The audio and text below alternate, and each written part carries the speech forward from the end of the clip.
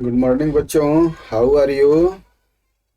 चलिए ठीक है। तो जो है हम पिछली वीडियो में जो है आपको जो है एग्जाम्पल 4 तक जो है पढ़ा दिए थे। ठीक है, अब हमें स्टार्ट करना है एग्जाम्पल 5 से। ठीक है, तो अगर आपने जो है चैनल्स को सब्सक्राइब और लाइक नहीं किया है तो हम दोबारा रिक्वेस्ट करते हैं कि प्लीज़ जो है चैनल्स को लाइक और सब्सक्राइब करिए। ठीक है, और आप पूरी वीडियो देखिएगा तभी आपको मैथ समझ में आएगी। तो हम स्टार्ट करते हैं।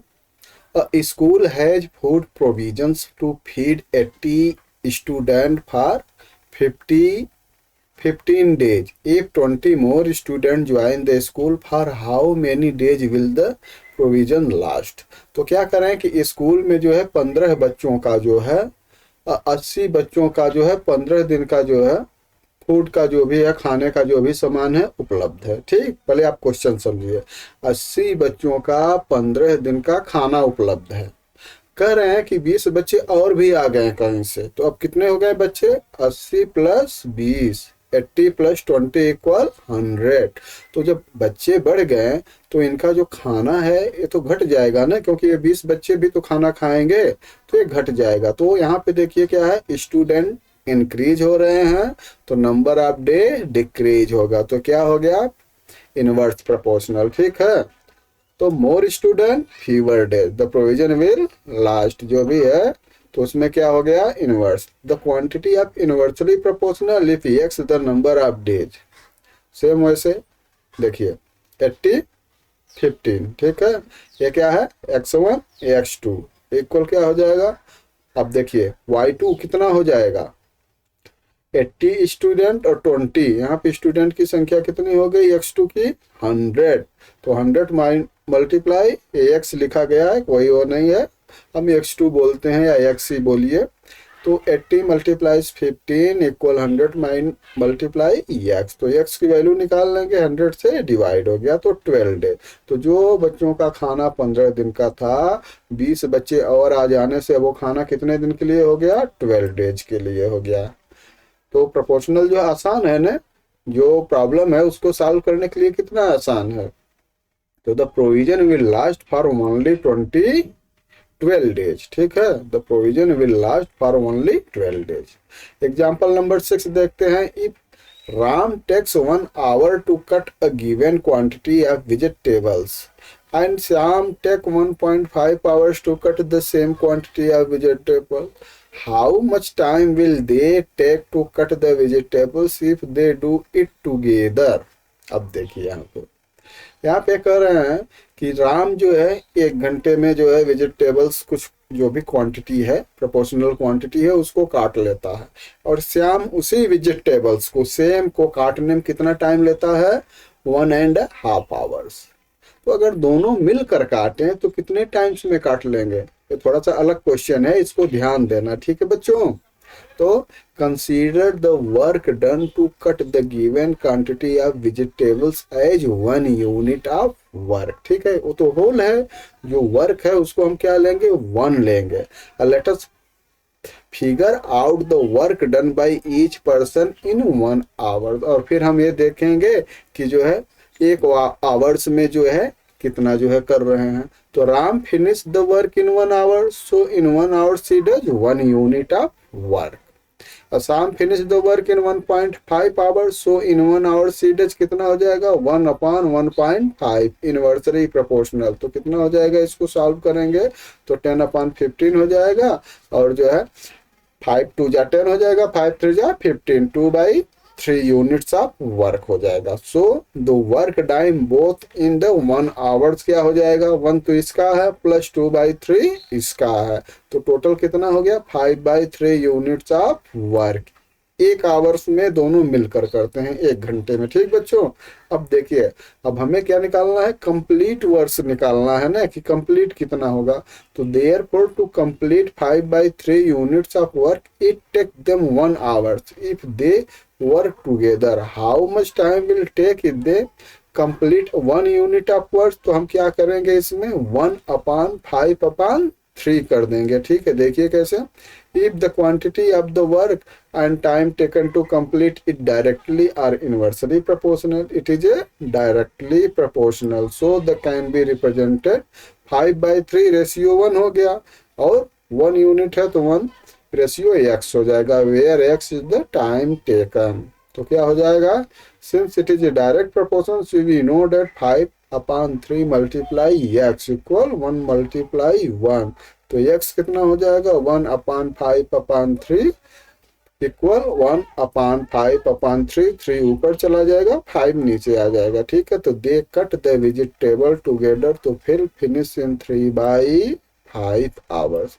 तो आप इसको डायरेक्टली भी कर सकते हैं कि 1 यूनिट है तो पूरा वर्क को जो है फिनिश करने में हमें 1/5/3 जो है आवर्स लगेंगे। ठीक है, तो ये 3 ऊपर हो जाएगा, 3/5 आपका जो है डायरेक्ट भी आ सकता है। ठीक है, इतना स्टेप बढ़ाने की कोई ज़रूरत नहीं है। अब आपकी एक्सरसाइज है, ठीक है, और इस लेसन की लास्ट एक्सरसाइज है। ठीक है, तो आइए हम इसको सॉल्व करते हैं। Which of the following pair of quantity are inverse proportion. ठीक है, इसमें से देखिए ये है ना 1 2 3 4 5 6 क्वांटिटी दी गई हैं। 6 जो है एक तरह से हम कहें पेयर ऑफ क्वांटिटी हैं। आपको बताना है कि ये इनवर्स प्रॉपर्टी प्रोपोर्शनल है या नहीं, अगर है तो क्यों है, एक्सप्लेन भी करना है, नहीं सिर्फ यस नो कर दीजिए। ठीक है, नहीं तो लगेगा टीचर को कि किसी के कॉपी से जो है ये जो चीटिंग कर लिए हैं।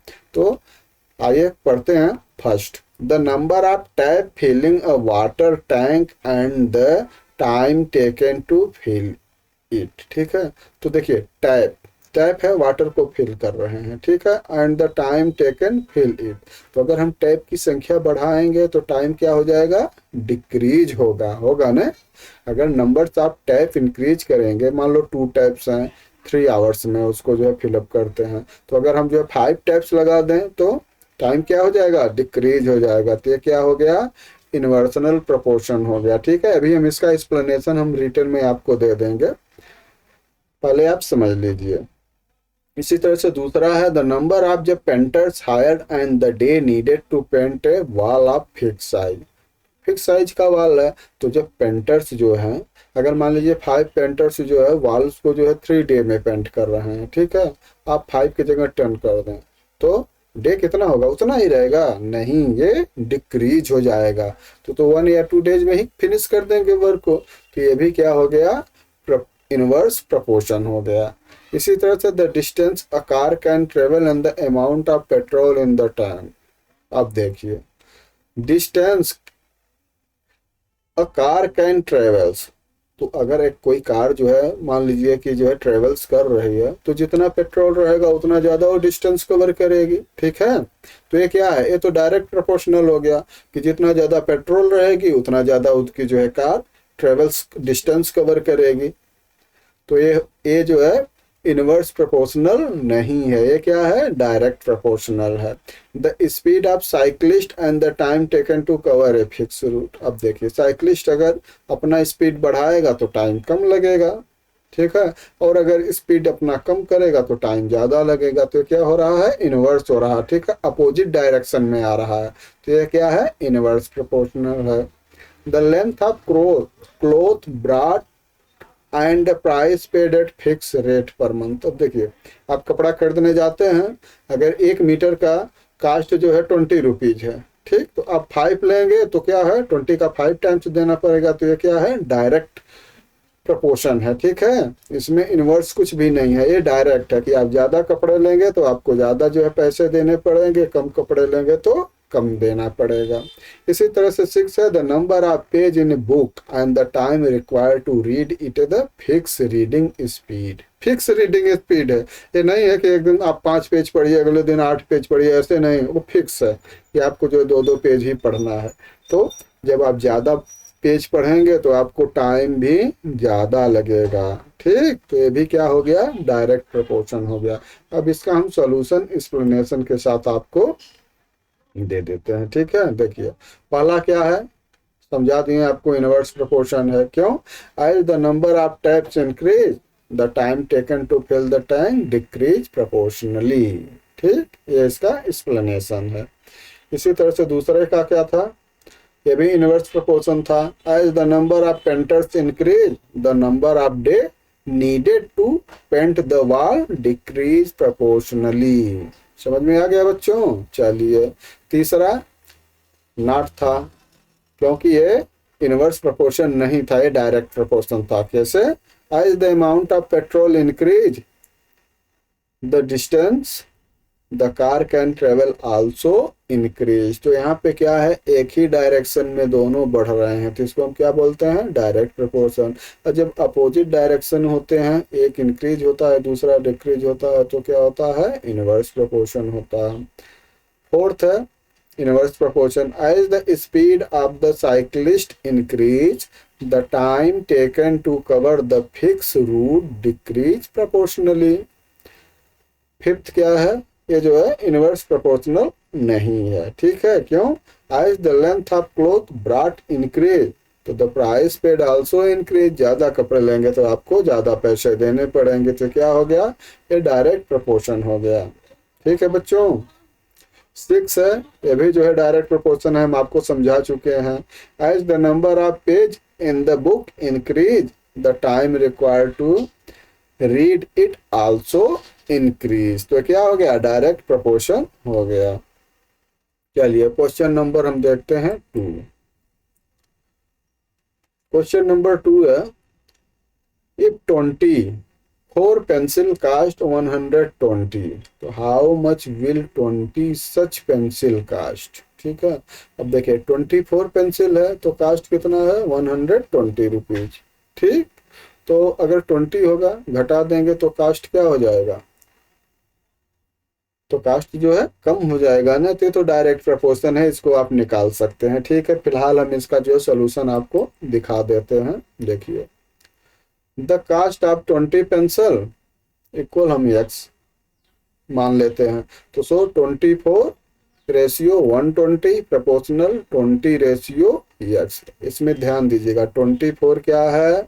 पेन है, तो इसका कास्ट कितना हो गया? 120। तो अगर हमें 20 ही जो है पेंसिल लेना हो तो इसका कास्ट क्या होगा? एक्स होगा। अब क्या होता है, डायरेक्ट में क्या होता है? आउटर का मल्टीप्लाई होता है और इनर का मल्टीप्लाई होता है। तो 24 मल्टीप्लाई एक्स इक्वल क्या हो जाएगा? 120 मल्टीप्लाई 20। तो एक्स की वैल्यू कितनी आ जाएगी? 100। ये डायरेक्ट प्रोपोर्शन है, इसको आपने बहुत कर लिया। ठीक है, तो 20 पेंसिल की कास्ट कितनी हो जाएगी? 100 rupees. As the cost of 20 pencil equal 100 rupees. अब देखते हैं बच्चों question number 3। A tank on a building has enough water to supply 20 family living there for 6 days. If 60 more family move in there, how long will the water last? What assumption do you need to make work out this problem? अब देखिए यहाँ पे क्या है, 20 family है तो उनके लिए 6 डे के लिए, तो 6 फैमिली और आ जा रहे हैं, 10 फैमिली और आ जा रहे हैं, तो टोटल फैमिली कितनी हो जाएगी? 20 + 10 30। तो नंबर ऑफ डेज क्या हो जाएगा? डिक्रीज होगा। तो ये क्या हो गया? इनवर्स प्रोपोर्शन हो गया। ठीक है बच्चों, तो इसका सोल्यूशन देखते हैं, सिंपल है। देखिए, इनवर्स प्रोपोर्शन हम ऊपर जो है लिख दिए हैं ताकि आप कंफ्यूज मत होइएगा एग्जाम में। तो हम लेटेस्ट वाइज डेज, जैसे आपको समझाया था ना कि x1 x2 x3 ले लेते हैं, y2 y1 y2 y3 ले लेते हैं, तो हमें आसान हो जाता है। तो इसलिए हम इसको y न कह के y2 डेज लिए हैं। Latest y2 days long will the water last. तो क्या है, x1 की वैल्यू कितनी है? 20, तो y1 कितना है? 6 डे। ध्यान दीजिएगा, टेबल हम बनाते हैं ना, ऊपर x लिखते हैं नीचे y लिखते हैं। 20 फैमिली है तो 6 डे चल रहा है। ठीक है, तो अब कितना हो गया? 10 फैमिली आ गई तो 20 + 10 30, तो ऊपर हो गया 30। x2 की वैल्यू 30, तो इसको हम क्या मानते हैं? y2 की वैल्यू निकालना है हमें कि कितने दिन चलेंगे। तो अब इनवर्स प्रोपोर्शन में का फार्मूला क्या होता है? x1 × y1 = x2 × y2, inverse proportion. तो अब देखिए, x1 की वैल्यू 20, y1 की वैल्यू 6, h2 की वैल्यू 30 और y2 की वैल्यू निकालना, तो y2 इक्वल क्या हो जाएगा? 20 × 6/30। इसको सिंप्लीफाई करेंगे, 10 3 जा 30, 3 हो गया, 10 2 जा 20। अब देखिए 3 1 जा 3 और 3 2 जा 6, तो क्या हो गया 2 मल्टीप्लाई 2 बच गया, तो 2 मल्टीप्लाई 2 इक्वल क्या हो गया बच्चों 4। तो 30 फैमिली हो जाने से क्या होगा कि वाटर 4 डेज में ही लॉस हो जाएगा, खत्म हो जाएगा, 4 दिन ही चलेगा। ठीक है, ये आपका आंसर हो गया। अगला क्वेश्चन देखते हैं, क्वेश्चन नंबर 4 है। ठीक है, इसको देखिए हम इसी में कर दिए हैं, सिंपल है, इसमें आपको कुछ नहीं करना है, सिर्फ पाई चार्ट आप पढ़े थे पिछली वीडियो में, हम आपको जो है पाई चार्ट पढ़ाए थे, आपको पाई चार्ट समझ में आ गया होगा। सेम वही आपको जो है यहाँ पे यूज करना है।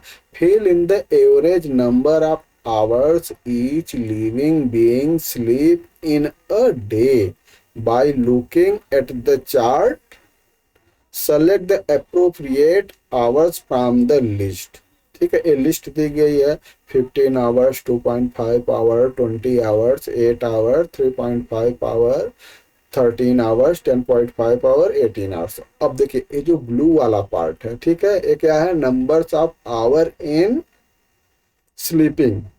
ठीक है, कि इतने आवर्स जो है ये स्लीप कर रहे हैं, और बीच में क्या दिया गया है, इनका जो है फिगर दिया गया है, तो इससे आपको बताना है कि ये जो है कितने कर रहे हैं। तो अब देखिए जिराफ, अब जिराफ का जो है आप चार्ट देख रहे हैं, तो ब्लू वाला जो है बहुत छोटा है। ठीक है, तो आप अगर इसको जो है मेजर करेंगे तो बहुत छोटा होगा, तो आपको एक जो है एस्टिमेट बताना है, तो इसमें सबसे छोटा कौन सा है 2.5, तो ये जो है जिराफ कितना 2.5 आवर स्लीप करता है। इसी तरह से एलिफेंट का क्या है, इसका देखिए जिराफ से थोड़ा सा ज़्यादा है, तो 2.5 से ज़्यादा इसमें कौन है 3.5 है, तो एलिफेंट का आवर्स कितना हो गया 3.5 आवर्स। फिर चिल्ड्रन, चिल्ड्रन का जो है ये जो है क्वार्टर के आसपास है।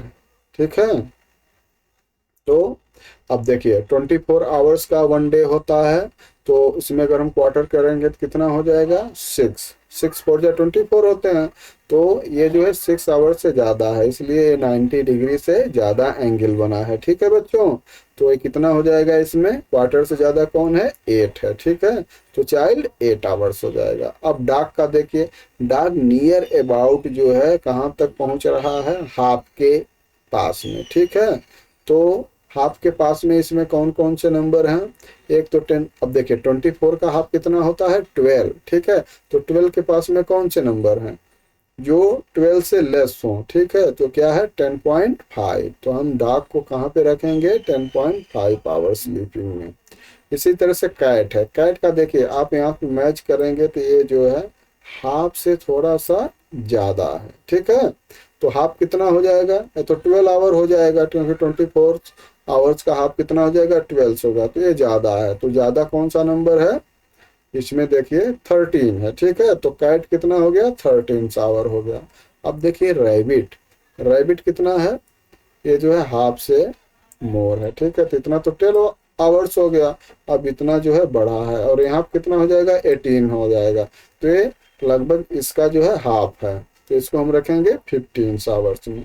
उसके बाद स्नैक है, स्नैक देखिए पूरा ये जो है 270 डिग्री पर है। ठीक है, तो ये कितना हो जाएगा 24 का 3 क्वार्टर, 8 6 जा 8 6 3 जा 18। ठीक है, तो ये 18 आवर्स हो गया। और लास्ट है आउल, आउल तो जो है एकदम पास में पहुंच गया, तो सबसे ज्यादा कौन है आउल 20, तो 20 आवर्स जो है आउल का स्लीपिंग टाइम्स हो गया। ठीक है, आप बहुत सिंपल है, आप आसानी से समझ गए। इसके बाद देखते हैं क्वेश्चन नंबर 5, ये भी पाई चार्ट के है, इसको हम इसीलिए इसी में सॉल्व किए हैं। The pie chart on the right, so ये जो राइट है ना, राइट साइड में जो पाई चार्ट बना है, so the result of a survey carried out to find the mode of transport use by children to go to school. तो study the pie chart and answer the following question. हम आपसे बताए थे ना कि pie chart क्यों बनाया जाता है, क्योंकि पाई चार्ट जो है मोर विजुअल होता है। ठीक है, हम विजुअल करके इसको इंटरप्रिएट कर सकते हैं, हम देख कर ही बता सकते हैं नहीं इसका आंसर यस है। ठीक है, इसलिए आज के समय में पाई चार्ट की जो है सबसे ज्यादा उपयोगिता होती है। ठीक है, अब देखिए, अब आप पाई चार्ट देखेंगे आप आंसर बता देंगे। जैसे what is the bus common mode, what is the most common mode of transport. तो मोस्ट कॉमन मोड क्या होगा, जिससे सबसे ज्यादा जा रहे हैं, तो सबसे ज्यादा जो इसमें पाई चार्ट में जो सबसे बड़ा होगा उससे सबसे ज्यादा स्टूडेंट जा रहे हैं, तो सबसे ज्यादा जो है किससे स्टूडेंट जाएंगे, बस से। ये हम नंबर निकाल के लिख दिए हैं, ये आपके जो है समझने के लिए, इसकी कोई ज़रूरत नहीं है, फिलहाल आप समझिए, ठीक है। तो देखिए 120 डिग्री पे जो एंगल बन रहा है, ये पार्ट जो है सबसे ज़्यादा है, और ये पार्ट किसके द्वारा यूज हो रहा है, बस के। तो सबसे ज़्यादा स्टूडेंट किससे जा रहे हैं, बस से। तो what is the most common mode of the transport, क्या हो गया, बस हो गया, ठीक। दूसरा है what fraction of children travel by car. अब देखिए कार में तो जो है आपको डिग्री नहीं दी गई है कितने एंगल का बन रहा, तो पूछ रहे हैं फ्रैक्शन कितने, तो फ्रैक्शन हम कितना निकालेंगे, इसके लिए हम क्या करेंगे, पहले तो हम निकालेंगे कि इसका डिग्री कितना है, ठीक है। डिग्री कितना एंगल का यहाँ पे डिग्री बन रही है, ठीक। तो इसको हम क्या करेंगे, टोटल कितना होता है बच्चों, 360 डिग्री सर्किल पे बनती है, और इसका नहीं दिया है, बाकी सबका दिया है। तो हम क्या करेंगे, 360 माइनस सबको ऐड करेंगे और इससे माइनस कर देंगे। तो 360 माइनस 120 प्लस 90 प्लस 60 और प्लस 60, ठीक है। तो कितना आ गया, 360 माइनस 330, ये कितना हो गया, 30 डिग्री हो गया। तो 30 डिग्री एंगल जो है कार के लिए दिया गया है। अब देखिए हमें क्या निकालना है, फ्रैक्शन। तो फ्रैक्शन कितने निकालेंगे, डिग्री को डिग्री से डिवाइड करेंगे, तो 30 डिग्री अपॉन होल, होल जो एंगल बना है, ठीक है। फ्रैक्शन आप पढ़े हैं ना, कि जो नीचे हम क्या रखते हैं, होल रखते हैं, ऊपर क्या रखते हैं, पार्ट रखते हैं, ठीक।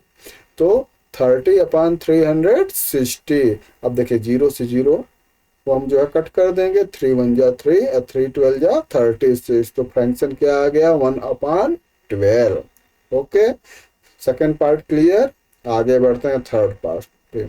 If 18 children travel by car, तो how many children took part in the survey, कर रहे हैं कि अगर कार से 18 जो है स्टूडेंट जा रहा है, तो पूरे सर्वे में कितने स्टूडेंट हैं। तो अब देखिए 30 डिग्री इक्वल कितना हो गया, 18 चिल्ड्रन। तो हमें क्या निकालना है, 360 डिग्री इक्वल कितने स्टूडेंट होंगे। आइए देखिए 30 डिग्री इक्वल कितना हो गया, 18 चाइल्ड हो गया। तो सो 1 डिग्री कितना हो गया, 18 को 30 से डिवाइड कर देंगे। सो 360 डिग्री कितना हो गया, 18, ये देखिए 1 डिग्री का निकाले हैं ना, 1 में 360 का मल्टीप्लाई करेंगे, तो 18 अपॉन 30 मल्टीप्लाई 360। इसको सॉल्व करेंगे, कैसे सॉल्व करेंगे, 0 से 0 कैंसिल हो जाएगा, 3 1 जा 3, और इसको जो है करेंगे 3 1 जा 3, 3 2 जा 6, क्या हो गया, 18 मल्टीप्लाई 12, और ये इक्वल कितना होता है, 216 चिल्ड्रन, ठीक बच्चों। तो टोटल सर्वे में 216 चिल्ड्रंस पार्टिसिपेट किए हैं, इसीलिए देखिए हम अब इसी बेस पे हम इसको डिवाइड कर दिए हैं, ठीक है। ये लिख दिए हैं ना कि 18 चिल्ड्रन इसमें हैं, 36 हैं, ये हैं, आप इसको ऐड करोगे तो टोटल कितना आएगा, 216 चिल्ड्रंस आएंगे। इसके बाद फोर्थ है, by which two mode of transport are equal numbers of the children travelling. तो आप बता ही सकते हैं, जिनका एंगल इक्वल होगा उनके नंबर्स भी इक्वल होंगे। तो साइकिल का 60 डिग्री है और टू व्हीलर्स का 60 डिग्री है, तो साइकिल और टू व्हीलर्स के जो है equal numbers of children travelling कर रहे हैं। चलिए question number 6, 3 workers can paint a fence in 4 days. If one more worker join the team, how many days will it take them to finish the work? What are assumption you need to make? अब देखिए 3 workers हैं, तो paint कितने दिन में हो रहा है, 4 डे में हो रहा है। एक जो वर्कर एक बढ़ जाएगा तो भी काम करेगा, तो हमें उस समय क्या होगा, नंबर्स ऑफ डे डिक्रीज होगा, ठीक है। जब वर्कर इंक्रीज होते हैं तो वर्किंग टाइम्स जो है डिक्रीज होती है। तो यहाँ पे 3 की जगह 4 हो गया, तो 4 से कम होगा। आइए इसको हम सॉल्व करते हैं।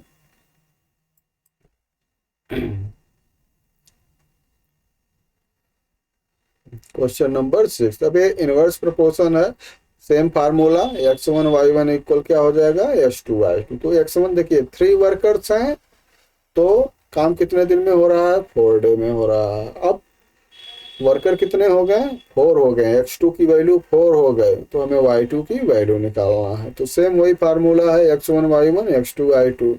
ठीक है, तो x1 की वैल्यू 3 हो गई, y1 की वैल्यू 4 हो गई, और h2 की वैल्यू 4 है, y2 की वैल्यू हम निकाल लेंगे।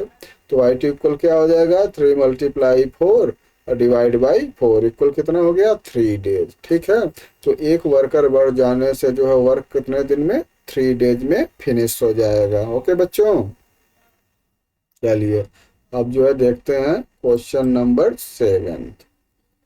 It took 6 hour to fill 2 tank of the same size with a pump.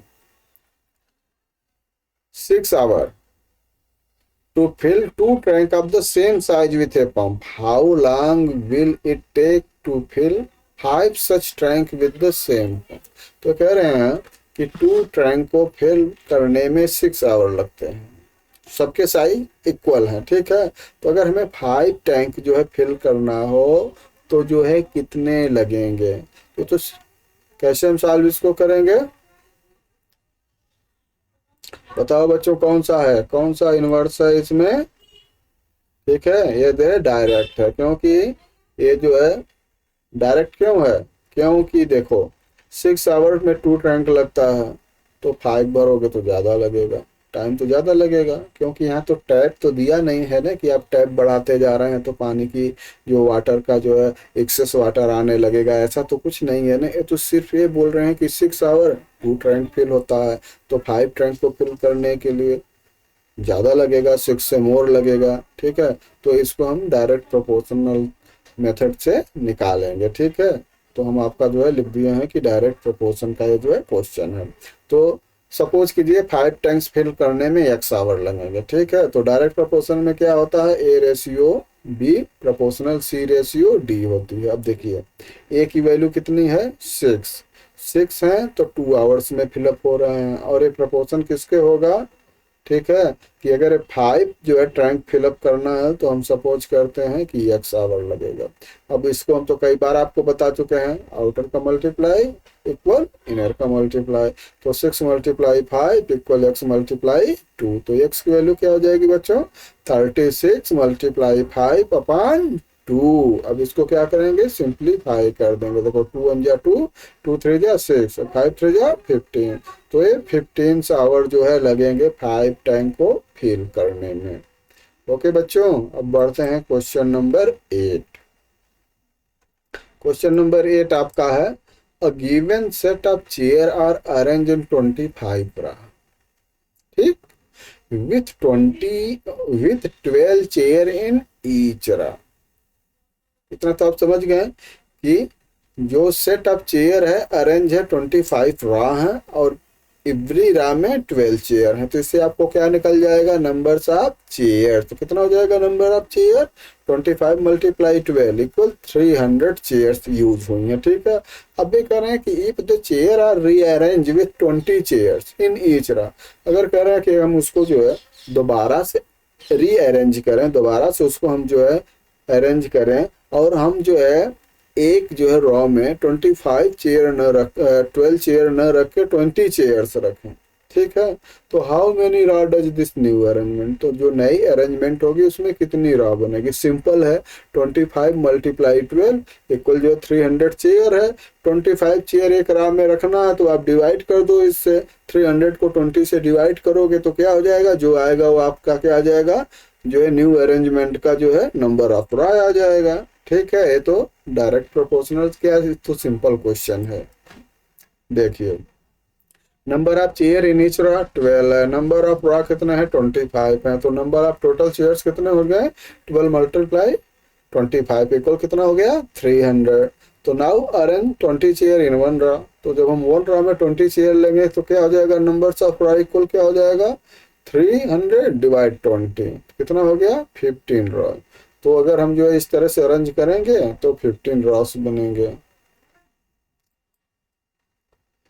इसके बाद जो है क्वेश्चन नंबर 9 है, school has 8 period of day. आप स्कूल में जाते हैं तो 8 पीरियड चलता है ना, और ईच कितना होता है 45 मिनट ड्यूरेशन का होता है। 45 मिनट्स का जो है हर एक पीरियड आपका चलता है। How long is each period if the school has 9 period a day. कह रहे हैं कि अगर जो है हम 9 पीरियड चलाएं तो एक पीरियड का जो है टाइम ड्यूरेशन क्या होगा।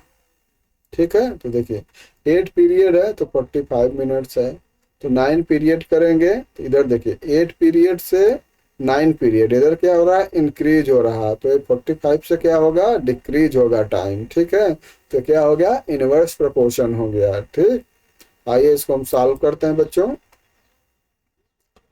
क्वेश्चन नंबर देखिए, नंबर ऑफ पीरियड कितने हैं 8 हैं, तो टाइम ड्यूरेशन एक जो है पीरियड का कितना है 45 मिनट्स है, तो टोटल टाइम कितना हो गया। ये पूरे आप जो है स्कूल में आप जो है रहते हैं तो 8 पीरियड में कितना टाइम लग जाता है, तो 8 मल्टीप्लाई 45 मिनट्स हो गया, इक्वल कितना हो जाएगा मल्टीप्लाई करेंगे बच्चों 360 मिनट। ठीक है, अब क्या हो गया, अब जो है आपके प्रिंसिपल ने पीरियड को इंक्रीज करके 9 कर दिया, तो एक पीरियड कितना होगा 360 को 9 से डिवाइड कर देंगे। सो time duration for each period कितना हो जाएगा 360 डिवाइड 9 40 मिनट्स। ठीक है, अब जो आपका पीरियड 45 मिनट्स का था वो जो है 40 मिनट्स का हो गया। मतलब कि अब देखिए नॉर्मली इसको समझिए कि 8 आपका पीरियड था, 5 मिनट्स हर पीरियड से काट लिया गया। ठीक है, तो सब जो है वो 5 मिनट्स के जो है निकाल कर एक और एक्स्ट्रा पीरियड बना दिया गया। ठीक है, और सब पीरियड्स को 40 मिनट्स का कर दिया गया। चलिए क्वेश्चन नंबर 10 देखते हैं।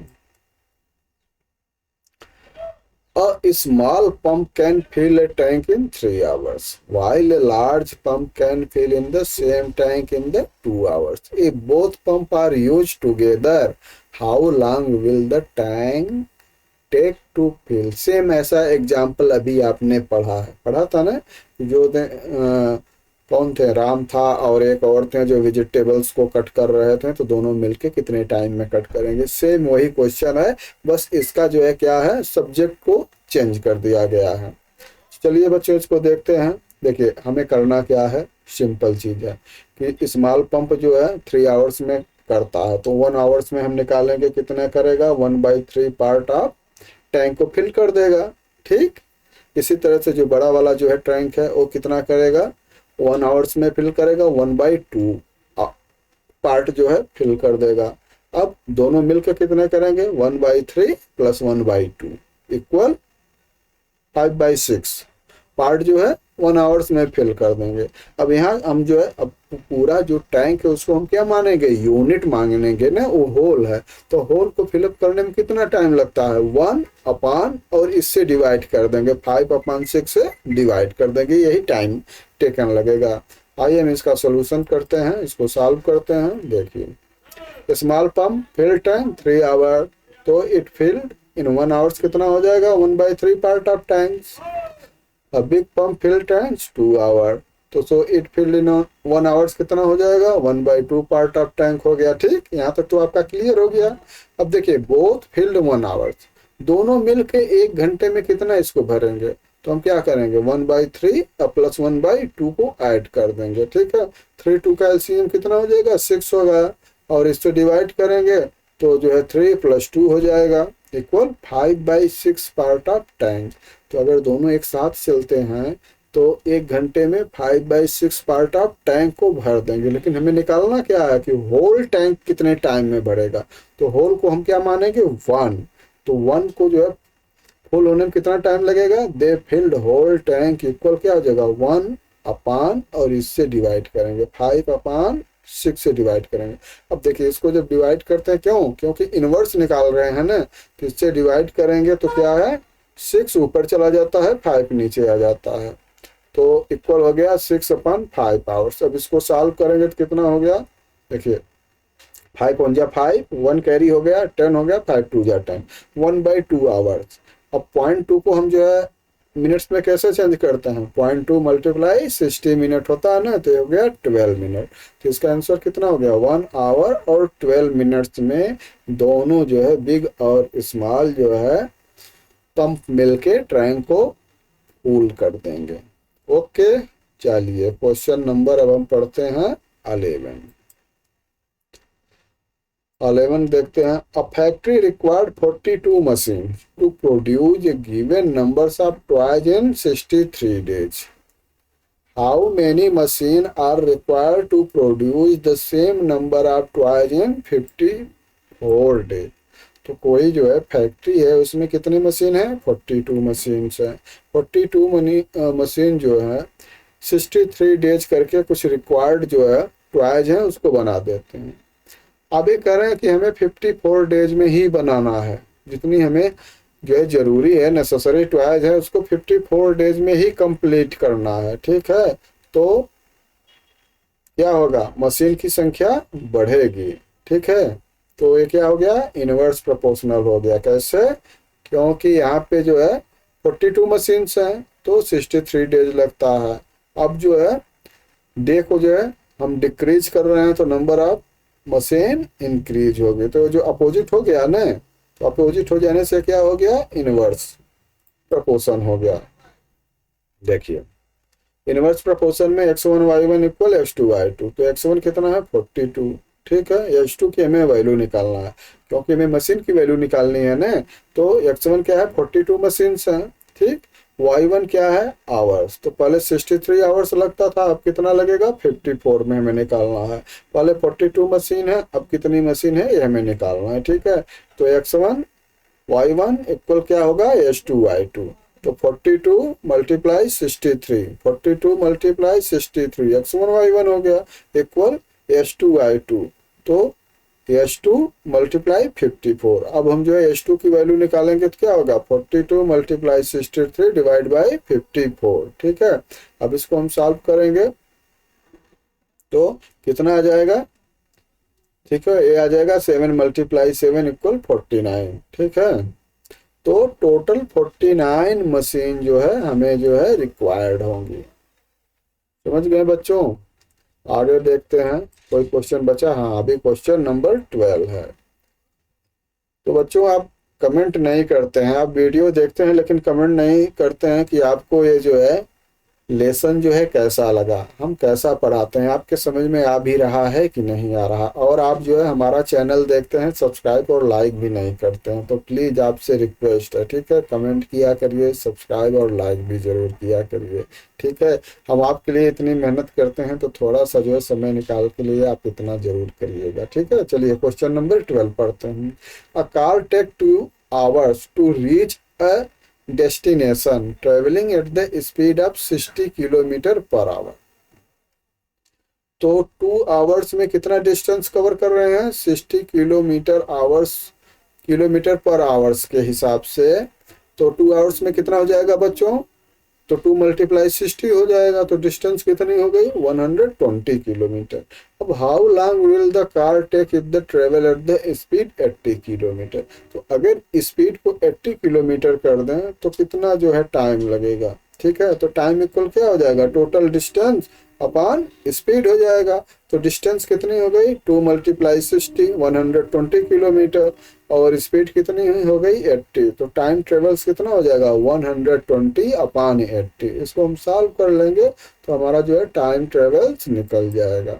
ठीक है, तो आइए, तो डिस्टेंस कवर इन 2 आवर्स कितना हो जाएगा? 2 multiply 60 equal 120 kilometre. So speed क्या रेट क्या है? 80 किलोमीटर पर आवर। तो time taken for cover 120 kilometre equal क्या हो जाएगा? Total distance upon speed. Total distance कितनी है? 120 अपॉन स्पीड कितनी है? 80। आप इसको सॉल्व करेंगे, 0 0 से कैंसिल हो जाएगा, 4 2 जा 8 और 4 3 जा 12, तो हो गया 3/2। अब इसको हम जो है सिंपलेस्ट फॉर्म में करेंगे तो 2 1 जा 2 और 1 हो जाएगा, तो 2 5 जा 10, तो 1.5 आवर्स। ठीक है, तो 1.5 आवर्स में जो है 80 की स्पीड से जो है कवर्स करेंगे। तो आपका है तो ये जो है सोल्यूशन कंप्लीट हो गया। और आप इसमें जो है हम देखते हैं कुछ जो है समरी सीट है। आप कोई भी लेसन पढ़िएगा तो समरी सीट को रिवाइज जरूर करिएगा। समरी क्या होता है? उस लेसन के जो मूल क्वेश्चन होते हैं, फैक्ट होते हैं, वो समरी सीट में होती है। ठीक है, तो एग्जाम पीरियड में जब आप प्रिपरेशन करेंगे तो हर लेसन का, चाहे कोई भी सब्जेक्ट हो, हम सिर्फ मैथ की बात नहीं कर रहे हैं, चाहे ईवीएस हो, आपका साइंस हो, कुछ भी हो, उसकी समरी शीट को रिवाइज करिएगा। क्योंकि जितने 60 क्वेश्चन बनते हैं, मल्टीपल क्वेश्चन बनते हैं, ये सब कहाँ से बनते हैं? समरी शीट से ही बनते हैं। ठीक है बच्चों, तो आइए एक बार हम लास्ट में रिवाइज कर लेते हैं आपकी समरी शीट। आपने स्टार्टिंग में क्या पढ़ा था? डायरेक्ट प्रोपोर्शनल, ठीक है। तो ratio in the form A, ratio B, ratio C, ratio D, ratio E, F, G, H, ऐसे चलता रहेगा, ठीक है। Indicate that for every a unit of the first quantity there are b unit of the second quantity, c unit of the third quantity and so on, ऐसे आगे भी बढ़ता रहेगा। e quantity, f quantity। if x is divided into many part in the ratio p q r s, then the quantity of the first part, याद है ना आपको? तो क्या हो जाएगा? x मल्टीप्लाई p अपान टोटल का एडिशन। इसी तरह से क्यू का निकालेंगे तो x multiply Q upon total का एडिशन। इसी तरह से r का निकालेंगे तो x multiply r upon total का एडिशन। ऐसे जितने भी पार्ट में x डिवाइड है उसका हम रेशियो, उसकी वैल्यू हम निकाल लेंगे। ठीक है बच्चों, आगे बढ़ते हैं। ये है two quantity are directly proportional when they both change by the same factor, ठीक, एंड सेम डायरेक्शन भी कह सकते हैं कि एक इंक्रीज करेगा तो दूसरा भी इंक्रीज करेगा। फैक्टर भी सेम होना चाहिए, डायरेक्शन भी सेम होना चाहिए। And their quotient remain the same, और उनका जो क्वेसेंट होता है, ठीक है, वो क्या होता है? सेम होता है। For example, if x and y are two quantity that they are directly proportional and x1 x2 x3 and y1 y2 y2 are the corresponding value of x and y, then x1 upon y1 equal x2 upon y2 equal x3 upon y3 equal क्या होता है? k होता है। where k क्या होता है? Constant होता है। आप जो है हम अभी आपको रिवाइज करा दिए हैं। ठीक, quantity are inversely proportional if, ठीक, when one quantity change by a factor n, the other quantity change by the inverse 1 by n। ठीक है, देखिए ये जो है मेन पार्ट है। आप इनवर्सली प्रोपोर्शनल पढ़ें तो उसमें क्या है कि एक जो है इंक्रीज होता है तो दूसरा सेम प्रोपोर्शनल में डिक्रीज होता है। तो अगर जो है कोई फैक्टर n है, ठीक है, तो जब इंक्रीज होगा तो अगर इनवर्स प्रोपोर्शन है तो 1 बाई n डिक्रीज होगा। For example, if x and y are two quantity that are inversely proportional and x1 x2 x3 and y1 y2 y3, इनके जो टेबल्स के अलग अलग फॉर्म है, are the corresponding value of x and y, तो then x1 y1 equal क्या होगा? x2 y2 equal क्या होगा बच्चों? x3 y3, और आगे ऐसे अब सो ऑन हम करके लास्ट में क्या आएगा? n, वेयर n इज क्या है? एक कांस्टेंट होता है। मतलब इन सब की वैल्यू जो है हमेशा एक कांस्टेंट आएगी, सेम आएगी, तो क्या होता है?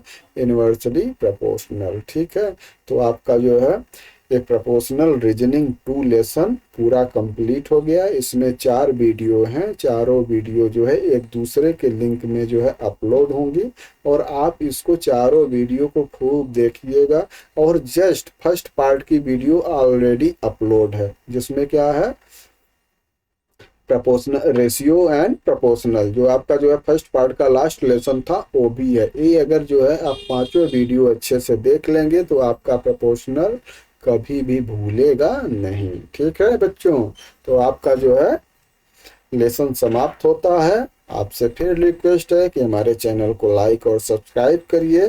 हम आपको जो है जस्ट मिलेंगे नेक्स्ट वीडियो में नेक्स्ट लेसन के साथ, और आप जो है कमेंट करके ज़रूर बताइएगा कि आपको जो है लेसन कैसा लगा। ओके, बाय बच्चों।